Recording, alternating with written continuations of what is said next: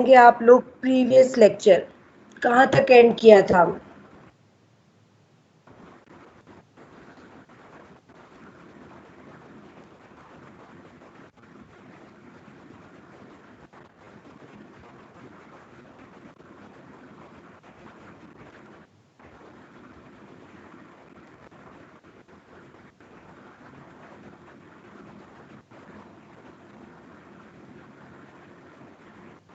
Jita,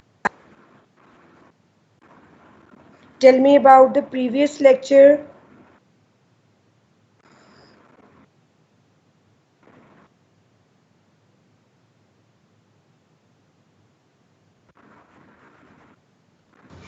ma'am हमने case 3 तक पढ़ लिया था।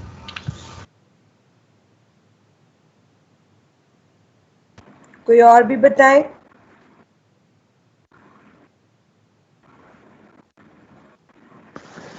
हमने 3 केस स्टडी कर ली थी, आपने फर्दर 2 केस के लिए नेक्स्ट बोला था।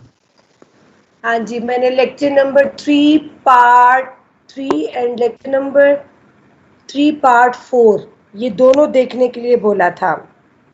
Yes ma'am. चलिए आइए जरा।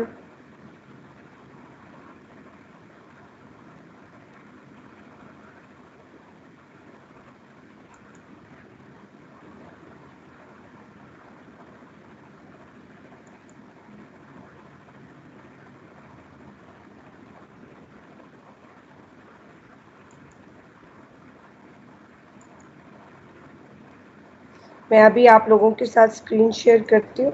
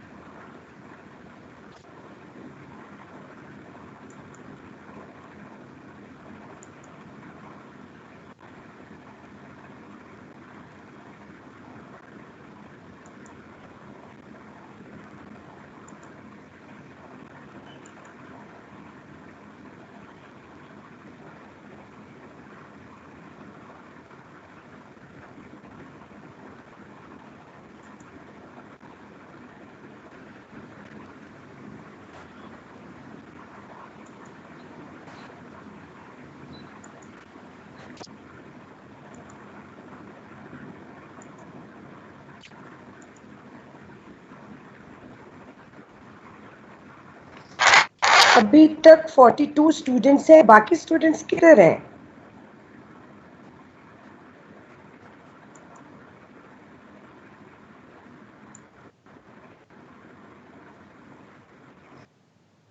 हो गई है?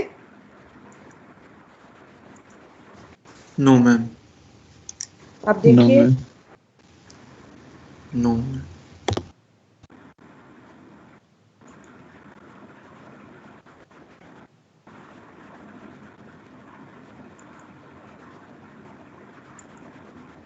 Now yes ma'am. Yes ma'am. आ जाए जी नेक्स्ट केस की तरफ।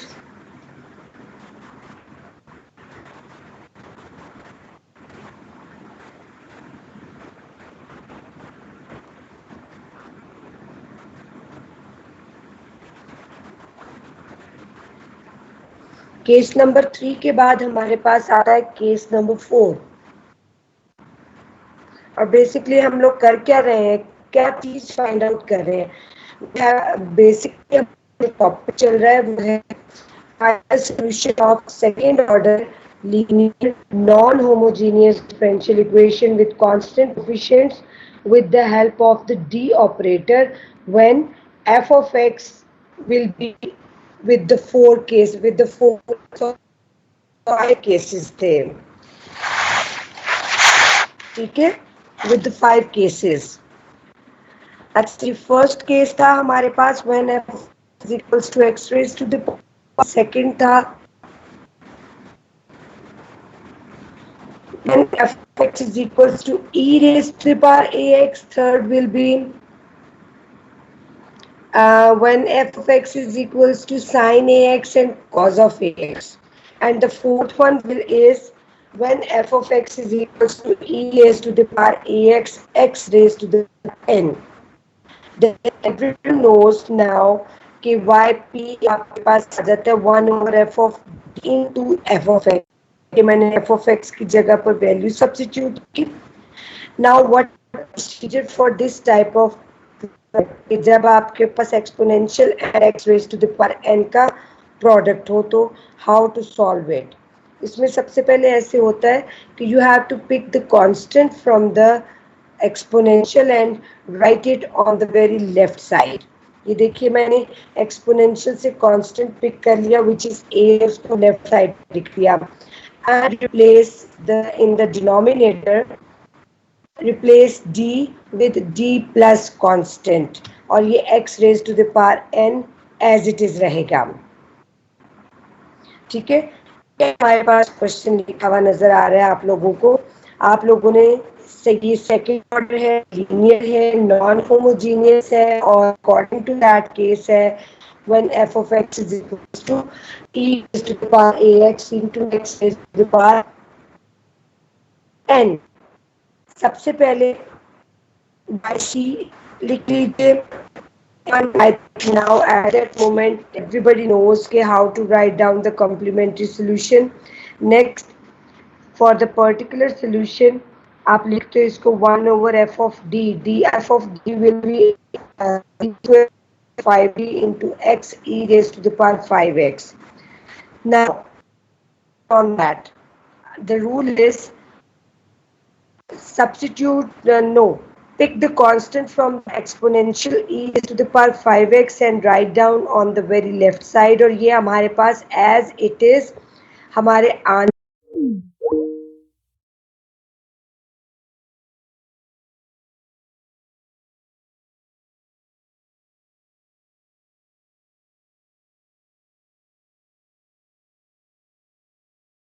साथ. उसके बाद इसको जरा सॉल्व कीजिए. सॉल्व करने के बाद आपके पास ये आ जाता है 1 d square plus 5d into x.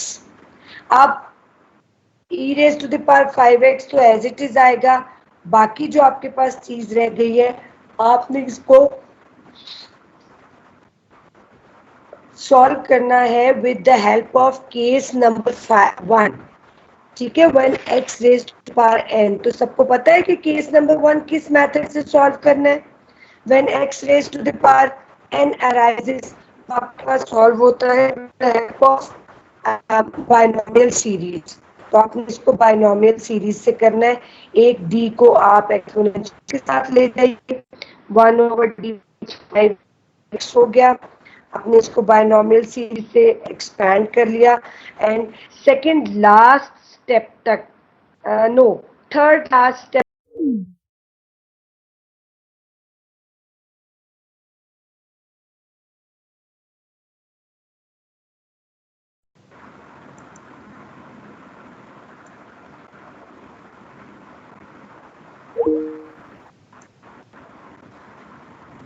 जहां तक मैंने स्क्रीन ओपन की हुई है सब लोग यहां तक इस क्वेश्चन को सॉल्व कर लें और मुझे बताइए कि अगर आपको कोई मसला है तो मैं चल लेके बताऊं आपको. उसके बाद आगे 2 स्टेप्स एंड पे मैं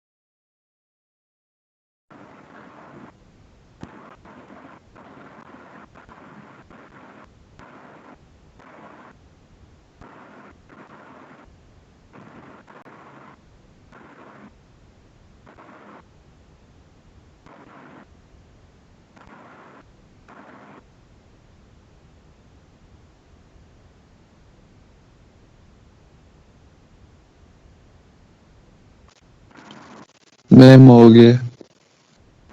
चले ठीक है. इट्स ओके, आगे आइए. हो गया। अब आप लोगों ने मैम, क्या कर अभी एक मिनट कर। जी क्या कह रहे हैं?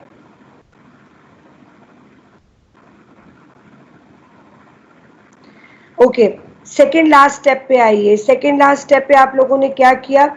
ये आपके पास है e raise to the power 5x over 5d into x minus 1 over 5। ये 1 ओवर 5 कैसे आया? देखिए थर्ड लास्ट स्टेप में आपके पास लास्ट लाइन, लास्ट जो वो लिखा हुआ है टर्म में, वो है आपके पास d over 5 into x. D over 5 into x का मतलब हुआ डेरिवेटिव ऑफ x ओवर 5। ठीक है, तो वो आपके पास आ गया 1 ओवर 5। अब आप देख रहे होगे ब्रैकेट के बाहर जो हमारे पास टर्म है उसमें न्यूमरेटर में d अराइज हो रहा है।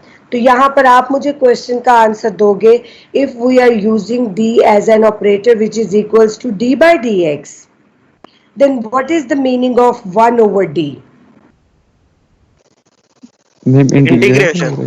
Integration, yes, it means that you have to integrate the bracket term. तो वो आपके पास x की इंटीग्रेशन हो जाएगी x स्क्वायर बाय 2 और माइनस 1 ओवर 5 इज कांस्टेंट, और x की पे वो डेरिव d बाई डी एक्स होता है बेसिकली, उसकी इंटीग्रेशन हो गई आपके पास 1x।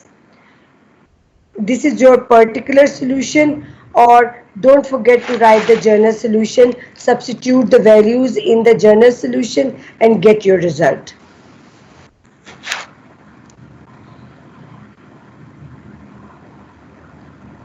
ठीक है, यस मैम। ये आपके पास है केस नंबर 4। केस नंबर 4 से रिलेटेड आपके पास ये मैंने 6 फॉलो अप्स दिए हुए हैं, ये आप लोगों ने अपनी प्रैक्टिस में रखने हैं। Okay ma'am. 6 के 6 क्वेश्चंस आप लोग सॉल्व कर लीजिएगा with the help of the case number 4।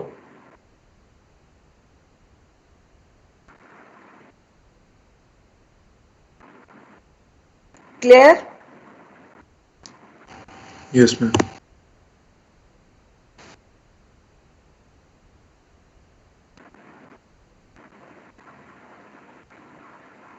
चलें, ये केस नंबर 5, ये केस नंबर 5 जो था ये भी वेरी इंपॉर्टेंट केस, और एटलीस्ट 5 आप लोगों के केसेस होने चाहिए for solving the non homogeneous differential equation. और ये डी ऑपरेटर से जो हम सॉल्व करें, इसका सिर्फ मैंने एक थोड़ा सा इंट्रोडक्शन और प्रोसीजर लिखा हुआ है। मैं इसके क्वेश्चंस कहीं से आपको अपलोड कर दूंगी, अभी मेरे पास फॉर द टाइम बीइंग नहीं है, लेकिन आप केस को एटलीस्ट ज़रूर अंडरस्टैंड कर लें।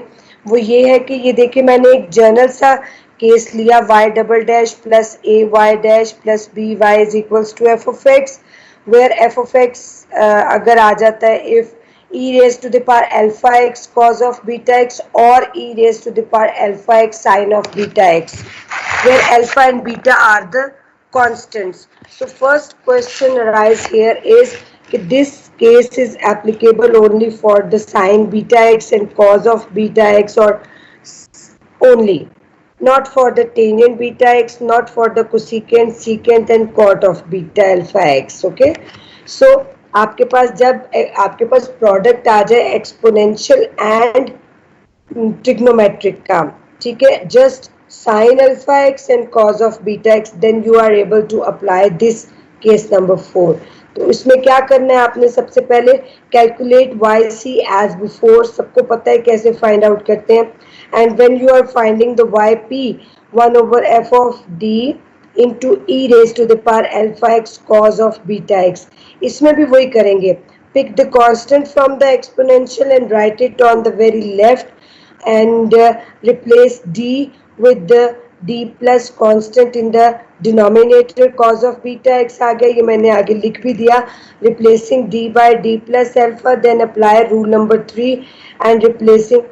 अच्छा जी, अब यहाँ पर ये देखिए, ये तो अभी हमने रिप्लेस किया था रूल को, कौन से रूल को फॉलो किया, हमने फॉलो किया e raised to the power alpha x, pick the constant from the exponential and write it on the very left, and replace d with the d plus constant cos of beta x.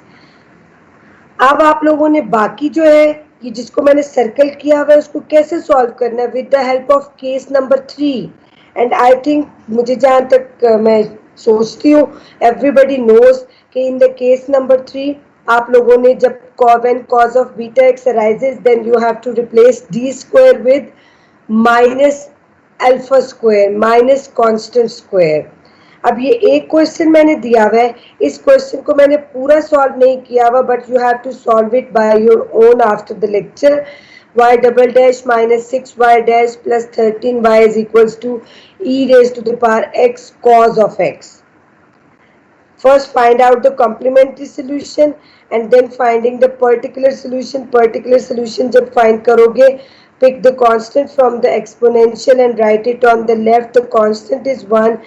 Replacing d by d plus 1, d plus constant whatever the power of d is into cos of x. और इसको जब आप लोगों ने solve किया it will be looking like this, e raised to the power x 1 over 7 minus 4d into cos of x. Now अब यहाँ के बाद क्या करना है, this is not the complete solution. मैंने बताया कि आफ्टर द लेक्चर इसको आप लोगों ने खुद सॉल्व करना है.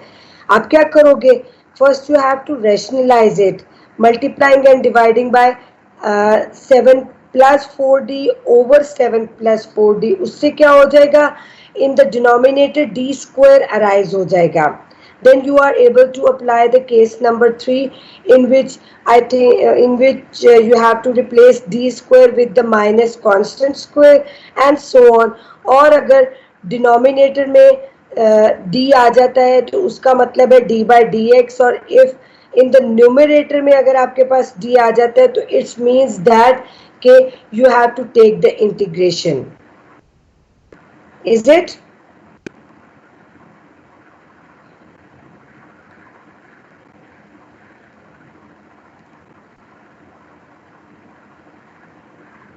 जी, if you have any type of repeat कर सकते हैं काइंडली. हाँ जी, क्या पूछ रहे हैं हसीब? मैम रैशनलाइजेशन के बाद क्या करना है? रैशनलाइजेशन के बाद केस नंबर 3 अप्लाई करना है इसके ऊपर. ये ऊपर लिखा हुआ है मैंने वेरी लेफ्ट साइड पे, no sorry very right side पे. Replacing d by d plus alpha first and then apply the rule number 3, that is replacing d square minus by minus beta square. पहले आपने इसके ऊपर जैसे पिछले question में नहीं किया, first you have to apply the case number 4 and then apply the case number 1.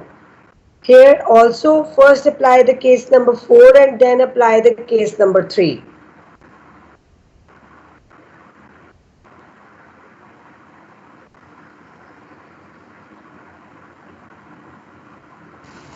Okay ma'am.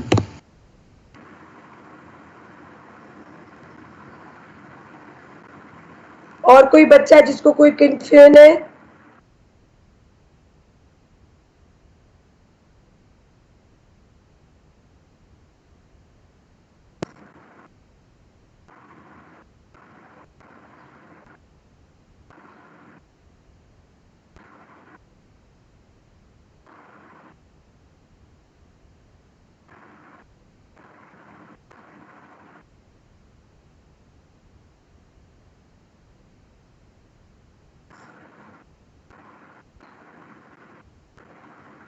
Is it okay now? Yes ma'am. तो यहाँ तक जाके हमारे पास कंप्लीट हो जाता है second order linear non homogeneous differential equation with constant coefficient और procedure number 1 which is equals to with the help of D operator.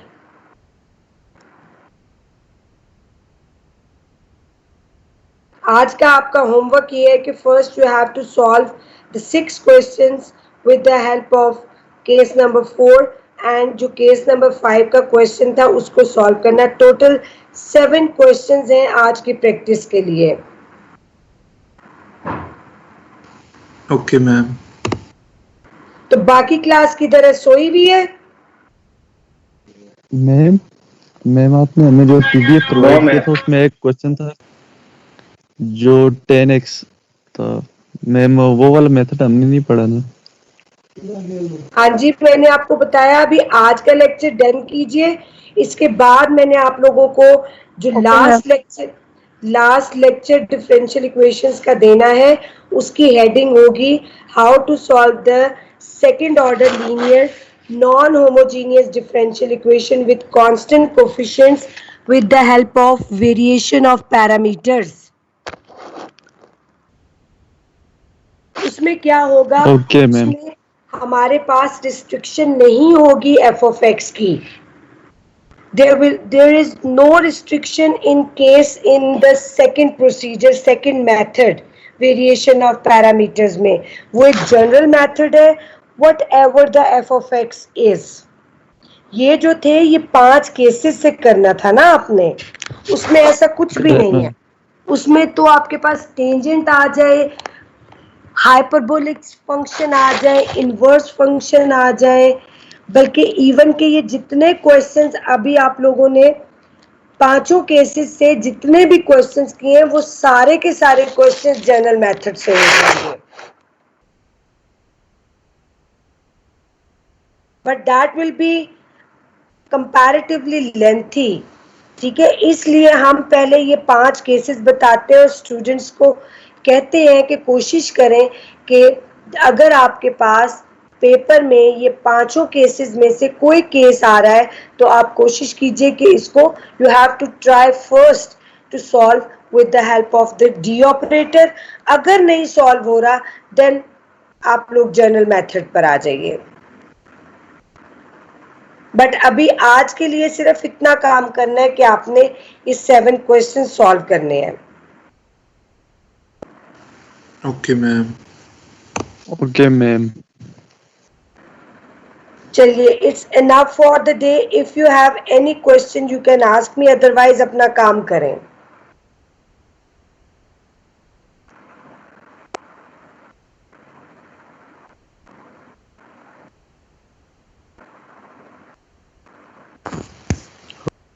चलिए ठीक है, आप लोग काम कीजिए अपना। और अगर इसकी मोर आपको इंफॉर्मेशन चाहिए तो मैंने आपको बताया है कि लेक्चर नंबर 3 DMN एजुकेशन का लेक्चर नंबर 3 पार्ट 3 एंड 4 जरा चेक कर लीजिए, वहां से फर्दर आप लोगों को और इंफॉर्मेशन मिल जाएगी।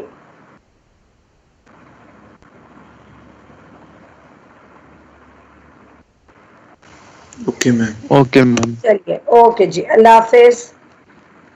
अल्लाह हाफिज। अल्लाह हाफिज।